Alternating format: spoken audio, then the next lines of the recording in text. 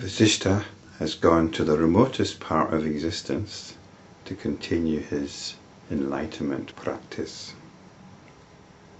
And in doing so, he came across some of the deepest longings of the human psyche. And that's the longing to be loved, to be acknowledged. And these longings took the form of a female celestial. And this is his response. Vasishta continued, "When the celestial said thus, I sat in the lotus posture and entered into samadhi, or deep contemplation. I abandoned all material and physical concepts and held on to the vision of the pure consciousness. I had become the infinite consciousness, as it were, and had attained cosmic vision, which is of the greatest purity." The teaching of Advaita, of non-duality, of pure consciousness, can seem quite dry and remote when compared to our raw emotional feelings, when compared to our passions. But it's the reality of these passions which we're addressing now. It's the reality of these feelings, these hopes, these desires, which are the intoxicating stuff of life, of romance. It's these that we have to look into and not just give ourselves to willy-nilly, as if we're somehow free spirits. We think we're free spirits when we follow our passions, but we've been seduced. We've been seduced by a dream. We're living in a dream. And there's the reality of our own awareness, of our own sense of being, which we can come back to.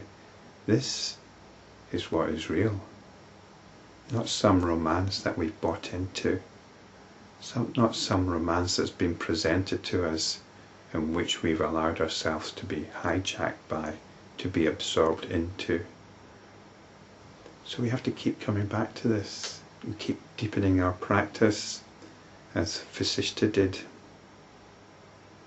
and looking at these deepest yearnings, these deepest longings, and realizing that they do not take us anywhere except to sorrow.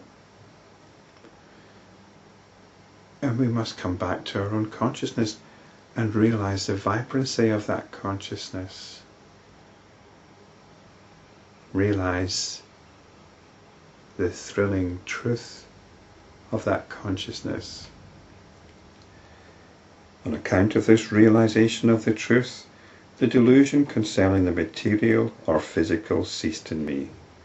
In its place there was the great consciousness which neither rises nor sets. There was awareness in which I saw neither space nor the rock, but I was aware of only the infinite. Space is what our world arises within. Vasistha has been visiting a rock in which a whole universe arose within. But it makes no difference whether we exist in a rock or in a space or in space. It's only the infinite. Whatever was seen before was but the one self, and now I realized the self alone was all that was seen and experienced. What appeared to be the rock before was nothing but the space of infinite consciousness, Chidakasha. And in modern times we live with the understanding that we are on a rock, the third rock from the sun, hurtling through space. There are billions of stars in so many galaxies in space, but we tend to think of space as hostile and empty. But it's not. It's vibrant. It's vibrant. It's consciousness. Chidakasha. Man is but the dream object of another, and he dreams he is a man. However, in course of time, even they who are victims of the worst form of delusion are enlightened, awakened, because there is nothing but the truth or Brahman, which is eternal. The sun is always shining, and occasionally it breaks through. Therefore that which I saw earlier as the rock, I knew now to be a mass of pure consciousness. There is no such thing as earth or matter. And there's no such thing as empty space either. It's all consciousness. And you realize that you're a dream object of another. Nobody ever knows you. We know this. Nobody can ever know you.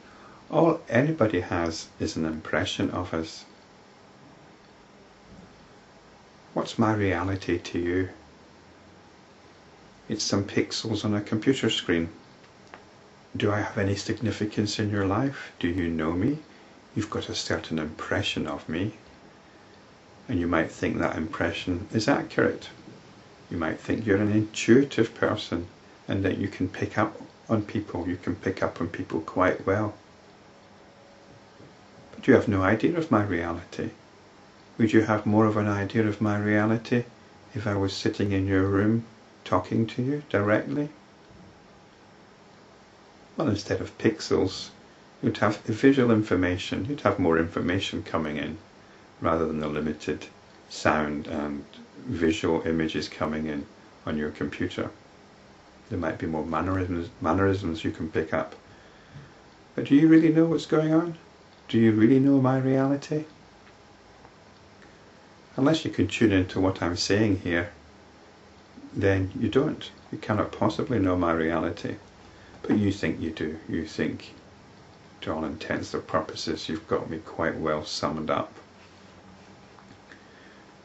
And so I'm just like a dream object. I exist only in your imagination. The impression that you have of me has got nothing to do with me. You might think, well, of course it's got something to do with me, because the impression you have of me will be different to the impression you have of somebody else. But I could equally say the impression you've got of me is completely different to the impression somebody else has got of me. So it is completely to do with you. Your impression of me is completely to do with you. If it was anything to do with me, I would have people sitting watching these videos from beginning to end, rather than just clicking on it for a few seconds and going off to see what else is in the related videos. I am your dream object. It's important for me to realize that. And it's important for you to realize that you're somebody else's dream object. In that way, you can dismiss all notions of yourself and come back to your own reality.